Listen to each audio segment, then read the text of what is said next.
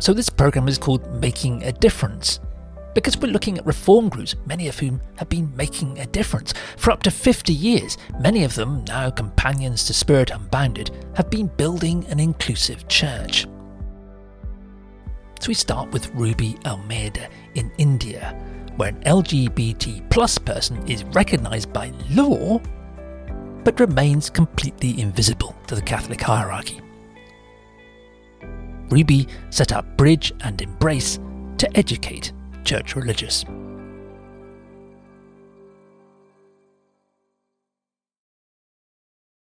Hello, my name is Ruby Almeida, and I hail from India and live in London, England. And I've been advocating for LGBT recognition and acceptance in the Catholic Church through various groups in England, such as Quest and the Westminster LGBT group, and on an international level with the global network of Rainbow Catholics. However, it had been my long-held desire to address the needs of the LGBT plus faith communities in India, the land of my birth. Now, India is in the midst of some unrelenting hatred and violence being meted out to Muslims and Christian communities whose human rights are being destroyed in many parts of India by fundamentalist Hindus. And yet, India is now a country where being an LGBT plus person is now recognized in law. And yet, this is a community that does not have any visibility in the world of Catholic faith in India. So when we set up Bridge and Embrace with a small core team and a larger group of supporters and allies, we were clear that we wanted to work with the church to bring about change. Now, we know we're the experts on LGBT issues, and the church hierarchy are experts in the field of church teaching and theology. And so we strongly recognize that working together and learning from each other was where fertile ground was going to be found. For far too long, the religious have not been taught about our community, and so just do not understand about how we are marginalized and oppressed as a faith community. And it's interesting to note that it's very common practice in India for many priests and nuns to be given permission to work with the Hijra communities, the Kinna communities. Now, these are communities that are usually eunuchs or intersex, and are mainly from Hindu and Muslim communities, though a few Christians are there because they found refuge amongst their own. And they are collectively viewed as the trans community. And those trans communities are seen as the LGBT plus community of India. So in a very misguided way, the church feels that it's addressing the needs of the LGBT community.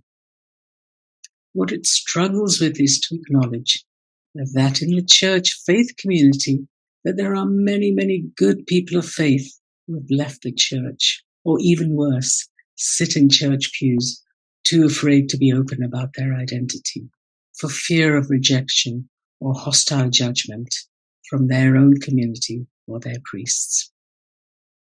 They fail to understand and recognize that the most marginalized people are made invisible and are actually in their own midst in their faith communities. And that they are the Catholic LGBT lost sheep of India. To talk more about this, I'm going to hand over to my wonderful colleague, Sister Prema Chawla. Thank you, Ruby Almeida, for inviting me to share our efforts made to mainstream the Catholic LGBT plus community to the Catholic Church. I, Sister Prema Chawla from India, and I'm happy to share with you our achievements and challenges. I belong to the congregation of the Sisters of the Cross of Shamano. I right away dive into the topic of rights of the LGBT plus community. And I would say that every human right is the right of the minority community. I have realized and am convinced that the LGBT plus community should have the freedom to express their way of loving in a diverse manner, which is so beautiful. Freedom to express is their right. The church should have the broad-mindedness to accept them as miracles of God and embrace them as children of God. We have formed here in India the Bridge and Embrace and beautiful network, which is affiliated to Global Network of Rainbow Catholics, which is the initiative. The Bridge and Embrace is the initiative of my friend Ruby Almeida. We are trying to reach out to the LGBT plus community, members of the church, who are the lost sheep today. Today, the lost sheep in the church, just because they have a diverse way of loving and expressing their gender identity. To find a place for the LGBT plus community in the places of worship is their right. And we are trying to handhold with the church leaders to give them due respect and dignity in the church and to bring them back to the church. Bridge and Embrace sensitize faith-based people on gender and challenges faced by this minority community today in the church, and very especially in India. We emphasize on their rights, right to practice religion, right to participate in a religious worship, and the right to respect which one deserves as a human being. We do network with many religious congregations in India. We are happy to say that we sensitize these congregations on the need of working for the welfare, mental health, and religious acceptance of this community. We also meet the religious of different zones in India and discuss with them the need of bringing back the members of the church who are lost due to their diverse way of loving and behaving or relating. Ultimately, we reiterate that every human right is the right of every LGBT plus community member. We wish and pray for their acceptance in the church, in the society, and in the family. Thank you so much. God bless you.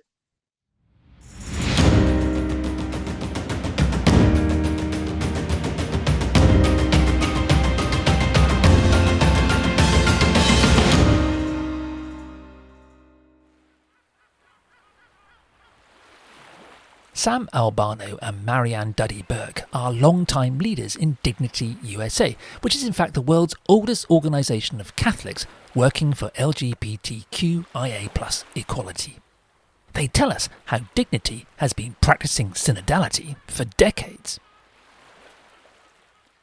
Hello, we'd like to welcome you to this presentation from Dignity USA entitled Dignity USA and the Global Synod: Why It Matters, What We Have to Offer, Our Hopes for the Synod. And we're here to share a little bit about our organization and the work that we've done around the Synod in the United States of America. My name is Sam Albano, and my pronouns are he, him, and his, and I am the National Secretary of Dignity USA. I'm also the author of this book, God's Works Revealed: Spirituality, Theology, and Social Justice for Gay, Lesbian, and Bisexual Catholics.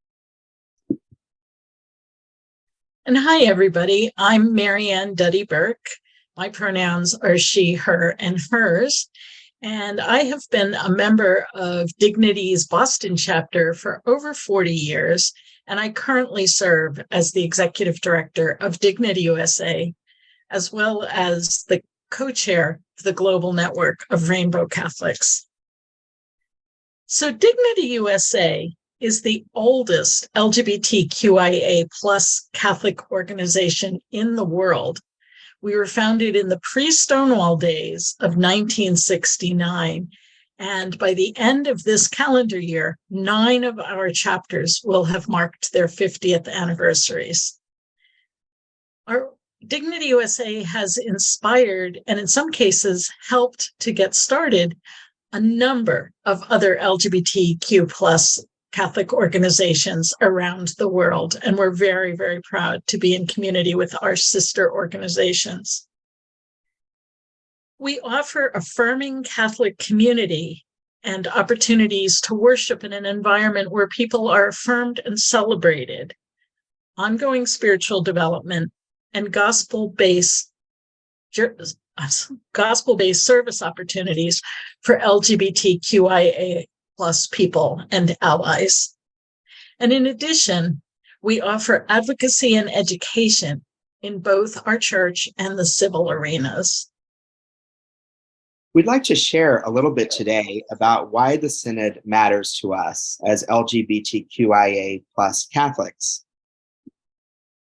As members of the Catholic Church, this is an opportunity for us to have our voices heard and an opportunity for the Church to experience a deep appreciation for voices that come from the margins.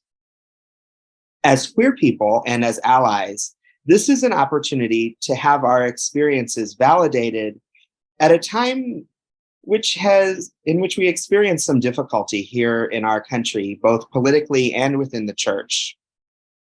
In the United States, we've experienced over 600 anti-LGBTQIA plus bills at the federal and state levels, and many of those have passed and been signed into law in recent years. The U.S. Supreme Court has begun rolling back many protections that have been guaranteed in our laws for some time, and they've been expanding what they call religious exemptions. Dozens of dioceses in our country have passed trans exclusionary policies in employment and in Catholic schools. Later this year, our bishops are poised to vote to ban gender confirmation healthcare at all Catholic hospitals. And in the United States, about 17% of all patients are treated in Catholic-run hospitals. We continue to witness ongoing firings of LGBTQIA plus church employees and volunteers. And as an organization, we've heard many complaints about anti-queer rhetoric being preached from pulpits, and even exclusion from sacraments and even Catholic funerals. The Synod has also provided an opportunity for us to share our own experiences of Catholic communities that have functioned in a synodal way for decades. Dignity USA has often stepped into the pastoral breach that exists for our community. For example, when the Church refused to provide any kind of sexual ethics guidance for the gay and lesbian community, Dignity USA assembled a team of theologians and members and leaders that put together our own statement on sexual ethics. It was a groundbreaking effort in the early 1980s. Our communities have learned to make decisions about who is called to lead them in worship as well as the administration of the communities, and have been doing that for a long time, partly based on the fact that many of our dioceses forbid priests from worshiping or celebrating Mass for dignity communities. In some cases, it was purely a justice and equality motivated decision, where our communities felt that women and queer people and married people should not be barred from presiding at Catholic worship. We also have a system of accountable leadership in which those who have responsibility for the governance of our communities are elected or selected in some other way by the people that they serve. And these leadership positions are generally for a period of 2 to 3 years. So folks rotate off, and the community has an opportunity to select folks who are able to meet the needs that it faces at any given time. So that system of accountability within a Catholic context is something we really believe is a model our church should be looking at, and has the opportunity to do so through the synodal process. Our community also feels like we have an awful lot to offer the church. For over 50 years, we have been drawing on the rich resources of our faith traditions and our love of the church's rituals and sacraments to nourish our faith lives in the context of intentional Eucharistic communities. We've adapted Catholic marriage rituals for same-sex couples. We've developed name change or rebaptism rituals for our trans and non-binary members. We celebrate funerals that acknowledge the realities of LGBTQI people's lives, whether that means naming the spouse or partner, calling somebody by the name they chose in transitioning, or allowing the queer friends and family members of that person to gather to celebrate their life. We joyously baptize the children of LGBTQI people. And we have learned to include the commemoration of days important to our community in our liturgical calendars, whether that be Pride, Transgender Day of Visibility, the International Day Against Homophobia and Transphobia, or Transgender Day of Remembrance. We also have really prioritized finding new ways to address the challenges that occur within any faith community, and come together often to deliberate, to pray, and to think through how to move forward. This often takes several sessions, and we don't always come up with a perfect solution, but we do try to find a way forward that most of the community, if not everybody, can agree on. It's not always perfect, but for our communities, it has often led to wonderfully creative outcomes. In early 2022, Dignity USA decided to join with Catholic parishes and dioceses and organizations around the world and host a series of listening conversations for our members across the United States. And our goal was to discern together what the voice of LGBTQIA plus Catholics in this time and in our country was speaking to the church. And we'd like to share with you some of the important themes that came out of those conversations. We found again and again that our members had been attentive to the voice of the Holy Spirit, both in their own lives and in their communities. We found LGBTQIA plus Catholics and allies who were well-formed and educated about our Catholic faith.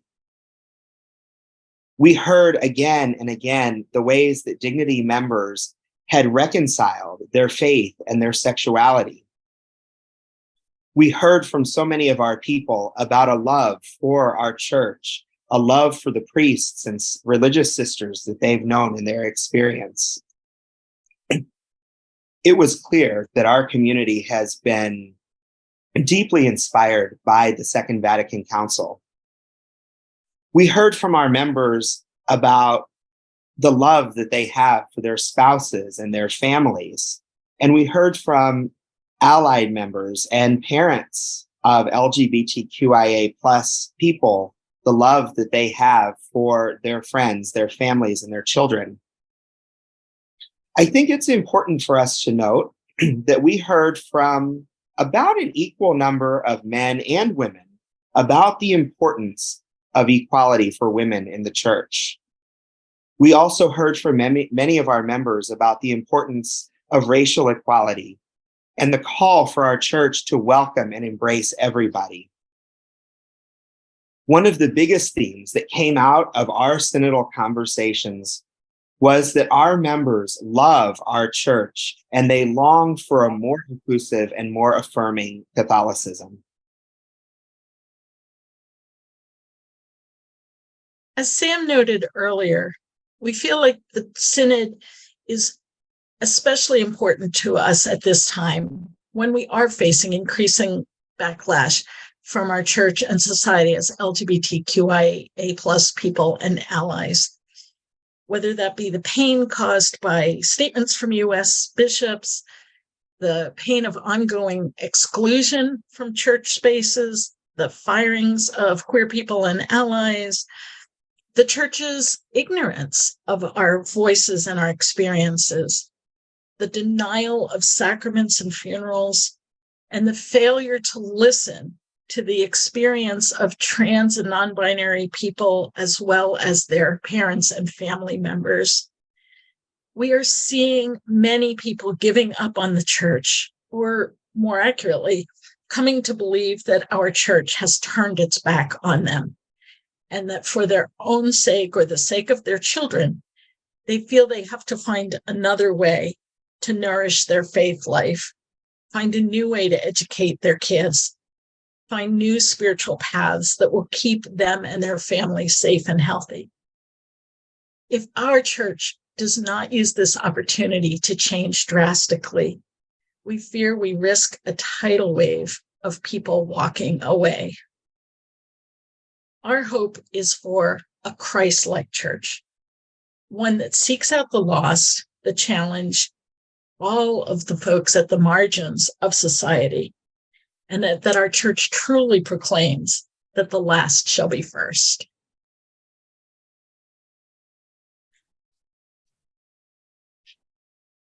At this time, we would like to share with you a few of the voices of our own people.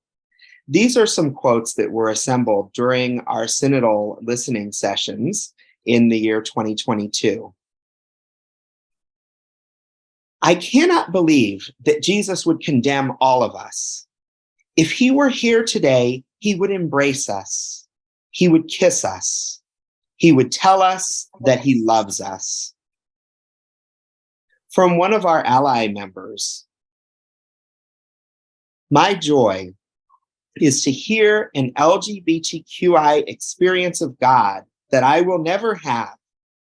I celebrate that.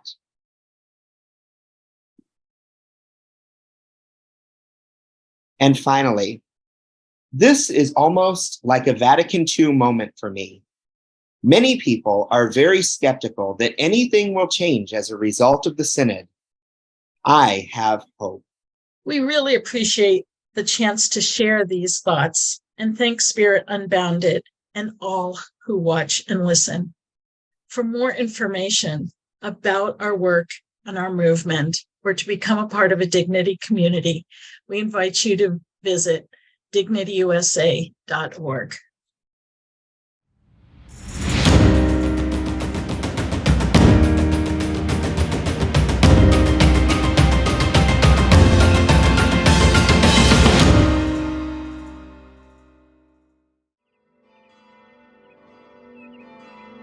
Redes Cristianas brings together many grassroots communities across Spain. Raquel Mallavibarrena, their general coordinator, argues that the Spanish agree that there must be an equal role for women in the church and an end to clericalism.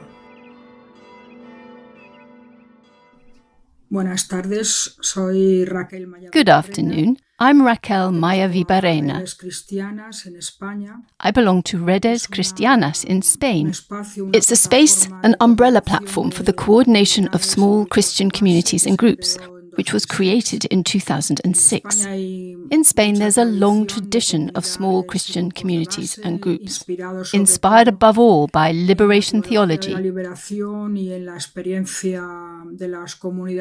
the experience of the base church communities of Latin America, Brazil, and other countries. For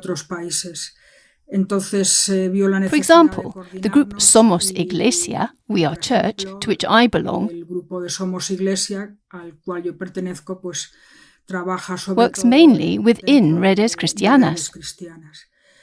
In these small Christian communities, of which there are many, we have always, since the very start, always tried to live the church that we dream of.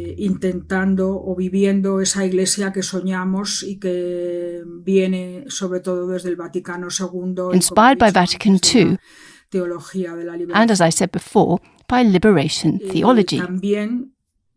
Our work also consists of dialogue and meetings between groups and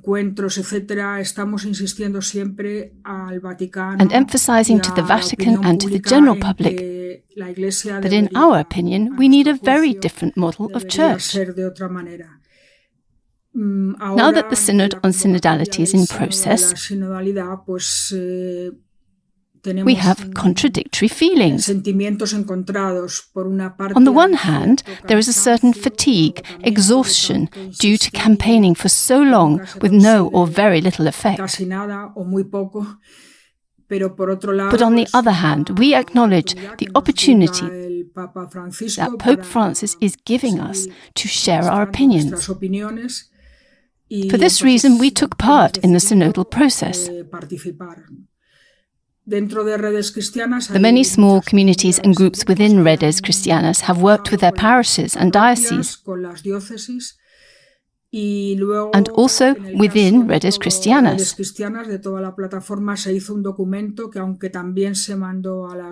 We created a document which we sent to the diocese and which we also sent directly to the Vatican.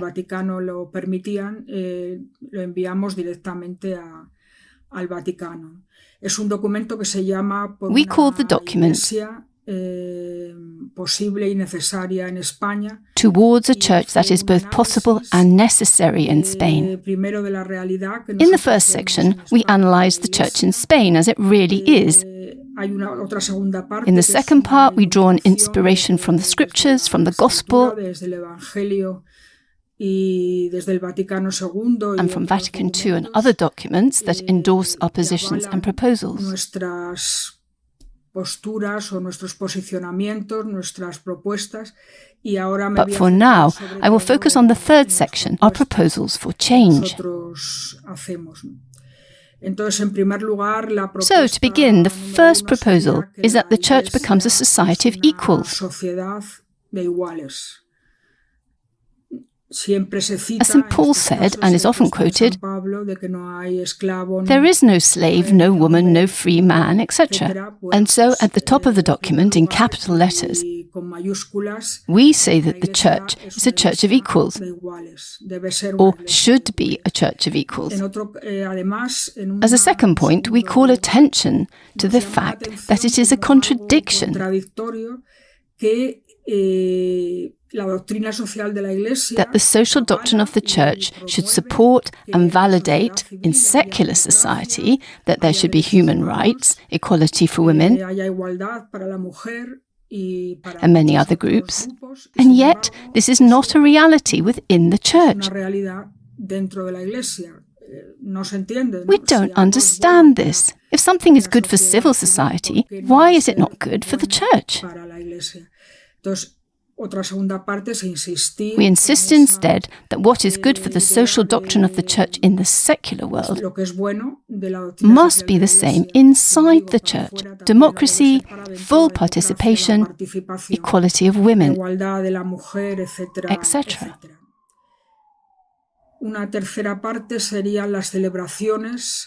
Another point is that within a synodal church, the church we want to build, church services must be lively.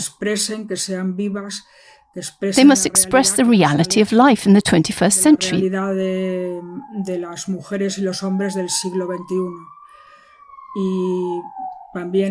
This is so important. It also has to be a church, as I said before, that immerses itself in society, in lay society. For the clergy to demand and maintain privileges is, well, it's unacceptable for the church in Spain. It is a church that has to know how to dialogue with modernity and science.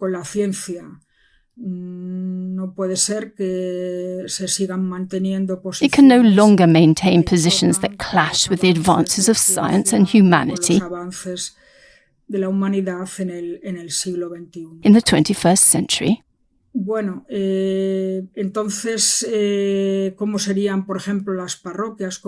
So how could parishes be? How could church communities be?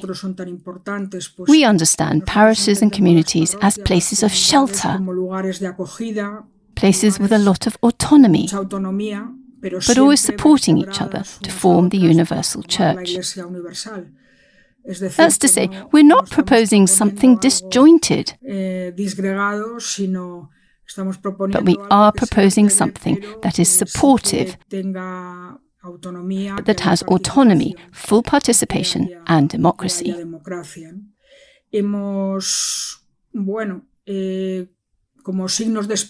There are some signs of hope, but as I've said, we don't have high expectations. We say that because after many years of struggle, it would appear that it is very difficult for things to change in the Church. We support Pope Francis in his reforms, but we also think that he should go faster and make reforms more quickly. We are already very late. The Catholic Church is behind the times. Of course, it can still do something. It's always possible to do something.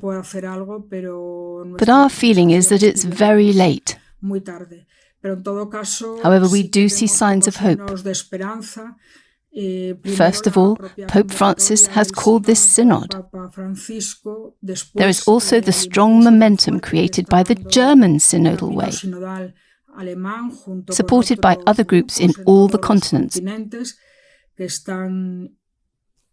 which are also pushing for and promoting these changes.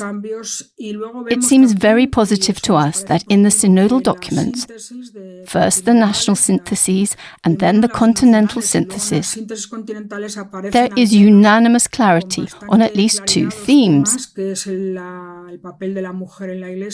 a proper role for women in the Church and de-clericalization.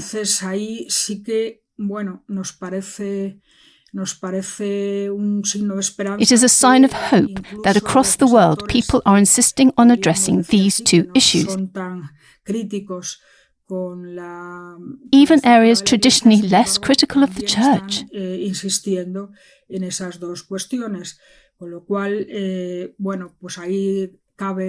So we pray that in the synods of October 2023 and October 2024,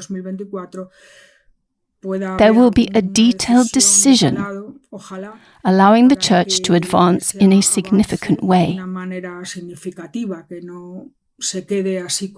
In previous synods, conclusions were not clear enough to give proper impetus for reform.